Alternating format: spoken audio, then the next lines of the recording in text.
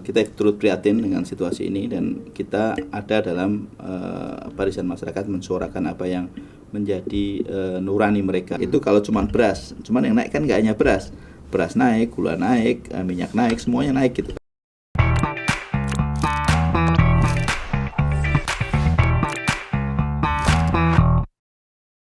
Assalamualaikum warahmatullahi wabarakatuh, sahabat Banten Podcast yang sedang hangat sekarang terjadi. Kita masyarakat dihadapkan oleh kembali pemerintah menaikkan harga BBM. Sebagai wakil rakyat, kita hadirkan Pak Budi Prayogo. Bagaimana seorang wakil rakyat harus memperjuangkan kita yang sedang pasca Covid 2 tahun berlalu belum juga pulih. Selamat datang di studio Banten Podcast, Pak Budi. Ya, kami ingin mendapatkan bukan hiburan buat menghibur masyarakat yang sedang terjepit, tapi ingin mendapat langkah-langkah konkret dari wakil-wakil kita yang duduk di parlemen. Bagaimana kita baru 2 tahun kemarin Covid dan sekarang masih belum pulih. Kita dihadapkan lagi dengan BBM naik. Menurut Pak Budi, dampak BBM ini apa hanya untuk pengendara yang memiliki kendaraan bermotor saja, punya kendaraan mobil roda 2, hanya untuk mereka yang punya kendaraan itu aja, atau akan meluas, Pak, dampak naiknya BBM ini? Ya. Gimana, Pak? Ya, bismillahirrahmanirrahim. Assalamualaikum warahmatullahi wabarakatuh. Mas Benny, terima kasih atas undangannya di Banten Podcast. Pertanyaan saja terkait dengan dampak kenaikan BBM ini kan, minyak ini, bahan bakar minyak ini adalah unsur dalam perekonomian yang dia memiliki trigger down effect yang besar karena semua bidang di dalam perekonomian itu pasti terdampak akibat bahan bakar ini, kenaikan bahan bakar ya. Sehingga dia akan mendorong inflasi dan daya beli masyarakat ya. Sebenarnya inflasi itu bagus dan tidak masalah sepanjang masyarakatnya punya uang untuk membeli kenaikan harga itu. Cuman ini kan yang terjadi adalah masyarakat sedang habis-habisan bertahan 2 tahun di masa pandemi, sebagian di PHK, sebagian nggak bisa keluar rumah gitu, nggak bisa berusaha gitu. Sebagian lagi sepi orderan kayak ojol yang kemarin demo gitu. Nah ini mau bangkit tiba-tiba alat untuk itu ditekan karena ada kenaikan BBM ini, sehingga ini kebijakan yang kurang tepat di masa-masa saat masyarakat sedang dalam kondisi hendak bangkit dari pandemi. Jadi ini kan udah ditetapkan. Yeah. Bagaimana kemudian masyarakat gak punya pilihan, harus menghadapi situasi ini? Apa yang akan terjadi menurut Pak Budi, Pak? Sebenarnya kan pemerintah kan juga pasti mendengar dan melihat apa yang terjadi di masyarakat gitu ya, dan pemerintah juga punya opsi untuk memperbaiki keadaan ini gitu ya.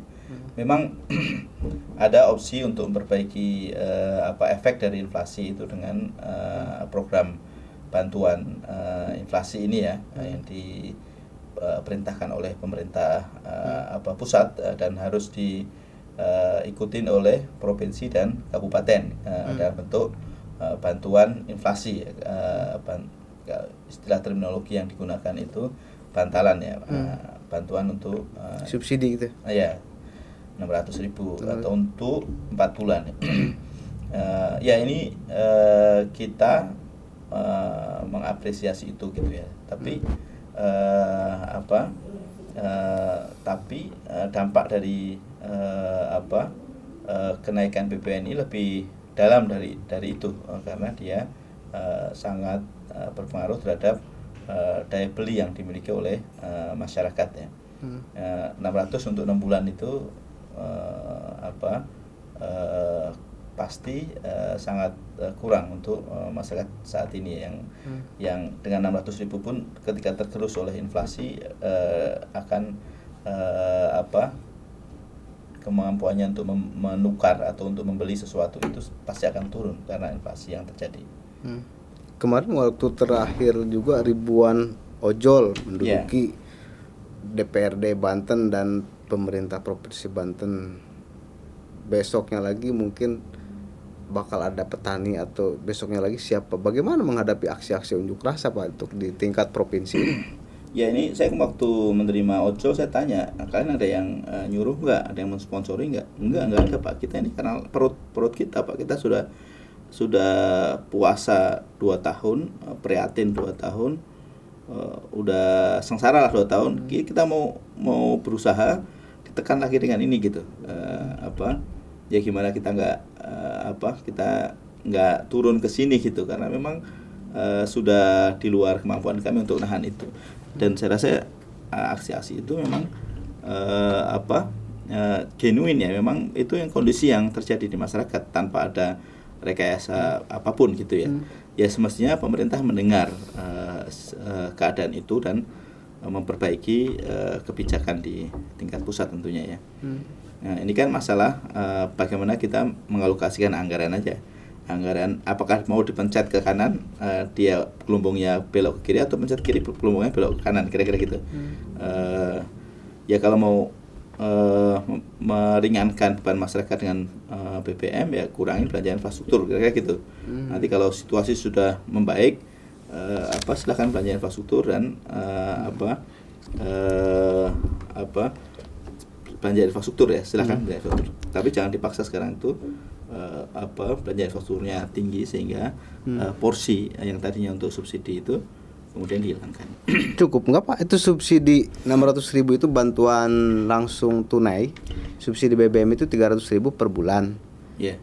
Terus 150.000 untuk pekerja, dan itu ada proses yang harus daftar registrasi. Saya masih kepikiran tuh bagaimana misalkan yang wilayah pelosok yang akses internetnya juga masih banyak yang susah.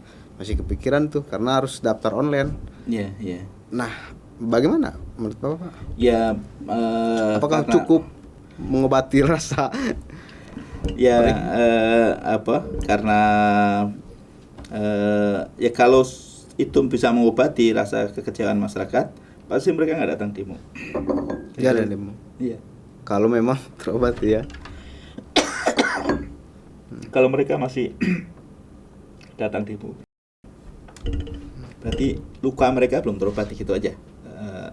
Kalau ini nggak ada kepentingan yang menggerakkan mereka. Ini murni ekspresi masyarakat. Kalau mereka masih kalau demo digerakkan itu biasanya itu elemennya tidak banyak dan durasinya pendek, itu baru demo bayaran lah tanda petik ya.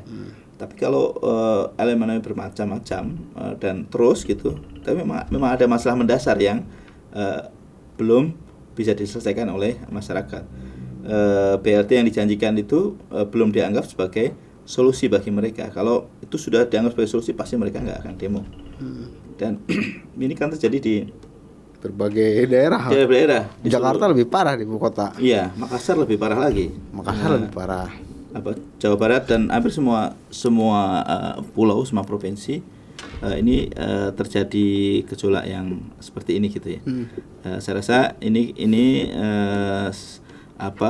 gejala yang semestinya ditangkap oleh pemerintah pusat untuk memperbaiki keadaan. Nah, dari DPRD melakukan langkah-langkah apa sih Pak untuk dalam konteks BBM ini? Kita secara kebijakan kan terikat oleh undang-undang pemerintah daerah ya, harus tunduk kepada pemerintah pusat ya. Pemerintah pusat meminta kita untuk menganggarkan bantuan inflasi, terminologinya bantuan untuk penanganan inflasi, terminologi yang dipakai oleh pemerintah ya. Kita Pemprov menganggarkan 45 miliar untuk bantuan yang tadi itu sebagai bentuk upaya kita untuk menangani inflasi, efek inflasi dari kenaikan BBM ini. 45 miliar itu 1 tahun Pak? Enggak, 4 bulan ini. 4 bulan. Bulan ya. 45 miliar itu untuk 4 bulan. Ya, untuk 70.000 penerima manfaat. 70.000. Ya. Nanti itu bentuknya bantuan tunai. Bantuannya dan nanti disalurkan ke bekerjasama dengan pemerintah kabupaten kota tentunya ya. Salurkan kepada penerima yang terdaftar di petunjuknya melalui. Ini yang di luar dari 600.000 dari pemerintah pusat itu, Pak? Itu bagian dari itu. Oh, bagian. Jadi 600.000 itu ada yang menjadi porsi pemerintah pusat, ada yang menjadi porsi provinsi, ada yang menjadi porsi kabupaten kota. Karena kalau saya baca terakhir, Pak Budi, skema pemerintah pusat itu adalah 2% dari dana bagi hasil. Iya. Dan rekomendasinya ya, saran dari pemerintah pusat, dana bagi hasil dan dana dari pusat ya. Dana alokasi khusus DAU. Ya, DAU. Artinya kan hanya memotong anggaran yang dikasih ke daerah ya. Sementara kan itu mungkin dana itu tadinya udah ada peruntukannya. Ya, ini kan kalau APBD ini kan dari awal kan sudah dirancang setahun yang lalu gitu kan. Untuk kita pakai sekarang. Kalau ada perintah hari ini, artinya sesuatu yang kita rancang setahun yang lalu itu ada yang kita potong untuk kita alokasikan ke sini, gitu kira-kira gitu. Jadi ada beberapa kegiatan yang kita hentikan, nggak dilaksanakan, supaya bisa mendanai ini. Gitu. Subsidi, melakukan subsidi tadi ya. Ya. Dan menurut Pak Budi, program-program yang sekarang gencar dilakukan pemerintah pusat itu kan bentuknya subsidi. Subsidi kemarin ada subsidi bagus nggak sih untuk pendidikan karakter masyarakat? Ya kita mendidik masyarakat kita untuk menjadi mental penerima bantuan gitu aja. Kebijakan itu bukan seperti itu. Bukan bermental kuat untuk malu dibantu orang lain gitu kan. Orang tua kita dulu mengajarkan kita jangan pernah minta bantuan kalau nggak kepepet banget, kira-kira gitu. Tapi akhirnya dengan kebijakan ini kan kemudian ada yang tadinya rumahnya kaya kemudian dilaporkan jadi miskin gitu kan. Kan ini sudah menjadi rahasia umum yang begini-begini ini gitu. Mengajarkan mental peminta-minta lah gitu, minta bantuan lah kepada masyarakat kita. Kita kan ke depan kita ingin membangun bangsa ini menjadi bangsa yang kuat ya, memiliki rasa malu untuk meminta dan berdiri dengan kakinya untuk mengatasi masalahnya sendiri gitu kira. Kita kan maunya begitu, tapi kalau selalu dikasih bantuan kan akhirnya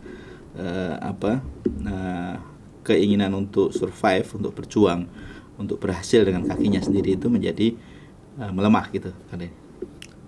Ini BBM naik ini di menjelang, kalau bahasa kita itu tahun politik.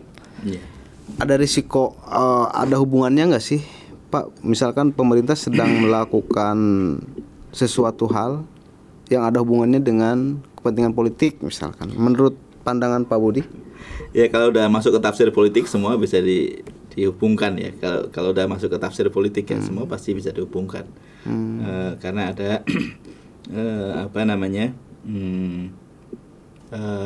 ada situasi yang membuat masyarakat butuh dan kemudian ada sinterklas yang bagi-bagi uang kira-kira gitu. Nah, ya itu pasti bisa dihubungkan dan kita bisa melihat itu. Cuman kan masyarakat saat ini yang melihat apa yang ada di depan mereka, barang-barang menjadi mahal. Itu faktanya ya. Itu faktanya. Ada beban yang dipindahkan kepada jutaan masyarakat di Indonesia.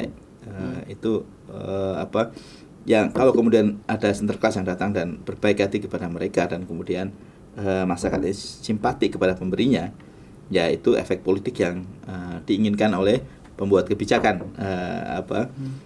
Tapi kan itu sesuatu yang tidak baik untuk pendidikan karakter bangsa.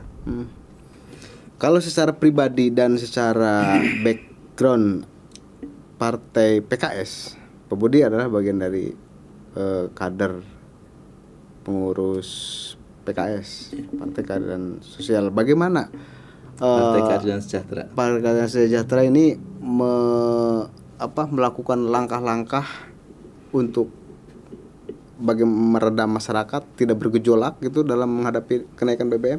Ya, yang kita lakukan adalah kita menyuarakan apa yang menjadi keinginan dan nurani masyarakat gitu ya. Ketika masyarakat ingin menolak kenaikan ini, kita sampaikan kepada pemerintah pembuat kebijakan bahwa kita menolak kebijakan kenaikan BBM ini gitu. Tapi kan nggak mungkin dibatalkan, Pak Budi, kalau udah diputuskan gini. Ya sebenarnya nggak ada yang nggak bisa dibatalkan. Oh nggak ada. Nggak ada yang nggak bisa dibatalkan. Sepanjang itu kehendak presiden, kehendak ini ya bisa aja, karena itu kan ini kan masalah penganggaran. Masalah penganggaran. Kalau misalkan situasinya dianggap harga minyak di luar negeri sudah pada turun di bawah 80 dolar per barel, dan negara mampu untuk membeli itu dan mampu untuk mensubsidi BBM, ya bisa aja pemerintah membatalkan itu dan kembali mensubsidi BBM. Itu itu kan kebijakan penganggaran, bukan sebuah undang-undang yang dibuat oleh DPR seperti Omnibus Law kemarin ya. Kalau Omnibus Law kemarin memang sekali dia diketok ya dia jadi undang-undang. Tapi kalau BBM ini itu kebijakan penganggaran. Bu Sri Mulyani mengatakan negara nggak kuat mensubsidi BBM, saya cabut subsidinya misalkan gitu. Ya dia seperti inilah yang terjadi gitu. Kalau Bu Sri Mulyani mengatakan belanja ini dikurangin dulu untuk subsidi BBM misalkan, ya akan kembali lagi BBM seperti harga yang sebelum kenaikan ini. Itu kebijakan teknis penganggaran di pemerintah pusat. Artinya masih ada peluang-peluang untuk masih ada. Seperti halnya Pak Jokowi mengatakan hari ini Pertalite tetap harganya. 3 hari kemudian mengatakan Pertalite sejam lagi naik menjadi 14.000 gitu kan. Itu bisa dilakukan. Kalau besok Pak Jokowi mengatakan Pertalite turun lagi menjadi 7.000, ya itu bisa aja orang kemarin bisa mengatakan dalam waktu yang 3 hari gitu, membuat kebijakan dalam waktu 3 hari dalam waktu cepat gitu. Ya kalau mau bilang turun lagi harganya, sangat bisa Pak Presiden melakukan itu. Barangkali PKS punya kajian tersendiri gitu, bagaimana sebenarnya ini apakah memang udah kondisinya harus naik atau kondisinya harus cabut subsidi bahasanya, atau memang dengan kondisi minyak bumi di dunia ini kan turun gitu. Yeah. Sebenarnya kalau kajian PKS di pusat ya statement kita jelas, kurangi belanja infrastruktur, kurangi belanja IKN dan kereta cepat itu cukup untuk membiayai subsidi. Ya pengalihannya ya. Ya. Jadi borosnya gara-gara anggaran APBN itu borosnya gara-gara kesana ke IKN. Ya, kira-kira begitu. Jadi mau nggak mau subsidi cabut. Ya. Nah, bagaimana Pak Budi menyampaikan pesan penting terhadap masyarakat yang sekarang kondisinya harus menghadapi BBM naik ini?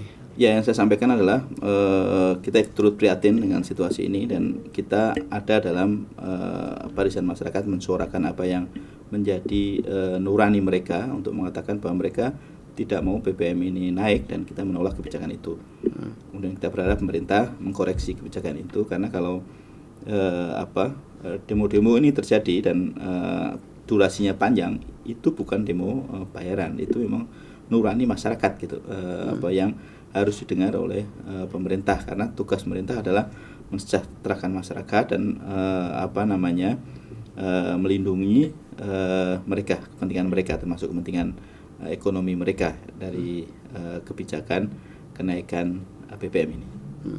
Nah, karena ketika masyarakat sekarang ini udah dihadapkan dengan kondisi naiknya BBM dan dampaknya akan luar biasa, sebenarnya dari kajian PKS sendiri, pemerintah ini harusnya seperti apa sih, Pak? Ya, pemerintah harusnya mengurangi belanja infrastruktur dan memindahkannya kepada belanja subsidi BBM. Contoh belanja infrastruktur seperti kereta cepat misalkan Jakarta Bandung. Jakarta Bandung kan sudah ada jalan layang MBS, kemudian jalan tol juga sudah cukup bagus ke arah sana. Dan ibu kota juga pindah ke Kalimantan gitu. Saya rasa kepentingan untuk membangun kereta cepat itu menjadi kurang begitu relevan antara Jakarta dan Bandung ya. Lebih baik dana itu tahan dulu dan dialokasikan kepada subsidi BBM gitu, karena ini sangat dirasakan oleh masyarakat gitu. Itu sangat bisa, Pak. Ya itu kan sangat bisa, itu kan kebijakan penganggaran pemerintah pusat ya. Tinggal mana yang dikurangi, mana yang ditambahkan, kira-kira begitu. Ini bukan undang-undang. PKS sudah menawarkan konsep suara itu belum, Pak? Sudah Di pusat ya? Dari awal di pusat saya mengikuti stop yang pembangunan disampaikan. infrastruktur. Ya, menolak kebijakan BBM dan memberi solusi supaya kenaikan ini bisa dikurangi dengan memindahkan belanja infrastruktur kepada belanja subsidi BBM ini. Dan itu tidak dilakukan oleh pemerintah. Ada Ya. apa sebenarnya, Pak ya? Ya itulah. Ya kalau ada apanya ya pemerintah lebih mementingkan pembangunan infrastruktur daripada menahan dampak inflasi akibat kenaikan BBM. Jawabannya begitu. Karena kan ini lebih terasa dampak kenaikan BBM ini kan lebih terasa langsung gitu. Iya. Naik infrastruktur penting, Pak. Iya. Infrastruktur perbaikan kebutuhan layanan. Ada infrastruktur yang penting dan mendesak, ada infrastruktur yang kurang begitu penting ya, kayak kereta cepat itu kan ya mungkin untuk wisata orang senang-senang gitu naik kereta cepat bolak-balik Bandung gitu, oke lah gitu. Tapi kan dengan infrastruktur yang ada itu sudah bisa ditempuh gitu, tanpa harus pemerintah men-spend membelanjakan begitu banyak pengeluaran untuk membangun itu. Berarti di Provinsi Banten juga akan melakukan karena ada anggaran untuk disubsidikan, berarti ada penghentian program-program pembangunan. Iya, pengalihan program-program pembangunan untuk tadi itu perintah pusat tadi untuk belanja subsidi bagi penerima bantuan tadi yang 45 miliar tadi, ya kita mengurangi belanja macam-macam ya, pengadaan barang, infrastruktur, macam-macam kita pindahkan ke subsidi inflasi. Itu kan bentuknya uang tunai subsidi itu, Pak. Iya. Nah, apakah itu sudah dirasakan cukup hanya 300 per bulan? 150 per bulan. 110 per bulan. 600.000 itu untuk 6 bulan. 6 bulan. Untuk 4 bulan, Pak. Apakah dirasa cukup, efektif, atau Ya kurang lah. Kalau cukup pasti masyarakat nggak marah dan turun ke jalan gitu. Solusi yang ditawarkan untuk di Banten seperti apa kira-kira? Ya karena ini kebijakan pusat ya, ya dikoreksi kebijakannya, nanti pasti akan normal kembali gitu. Jangan dimiskinkan dengan masyarakat, jangan dimiskinkan dengan adanya inflasi ini gitu. Artinya kalau inflasi itu orang tak punya uang 100.000 tadinya bisa beli beli beras 10 liter gitu ya. Ketika inflasi naik menjadi 7 atau 10%, yang dibeli menjadi turun gitu. Itu kalau cuman beras, cuman yang naik kan nggak hanya beras naik, gula naik, minyak naik, semuanya naik gitu karena inflasi ini. Kalau secara kebijakan politik, karena ini menyengsarakan dan membebani masyarakat, apakah Bapak merekomendasikan bahwa di pemilu yang akan datang jangan memilih kebijakan orang-orang pemerintahan, partai politik yang ikut menaikkan harga BBM gitu, Pak? Ya, karena saya bagian dari Partai Keadilan Sejahtera, pasti saya akan mengatakan bahwa berilah partai yang konsisten dalam menyuarakan hati nurani masyarakat, kira-kira gitu. Karena kalau partai ini hanya dasarnya kepentingan, maka yang akan dikejar adalah keuntungan sesaat yang keuntungan sesaat yang akan menyengsarakan masyarakat banyak. Oke. Terima kasih. Ya. Sahabat Banten Podcast, demikian tadi. Semoga ini juga mencerahkan pandangan masyarakat terhadap kondisi saat ini, di mana kita dihadapkan dengan naiknya harga BBM dan menjadi masukan-masukan informasi yang bermanfaat buat sahabat Banten Podcast. Demikian, terima kasih Pak Budi atas kesempatannya. Semoga tidak kapok dan kita akan mengulas perkembangan yang lainnya yang terjadi di Provinsi Banten. Baik. Assalamualaikum warahmatullahi wabarakatuh. Waalaikumsalam warahmatullahi wabarakatuh.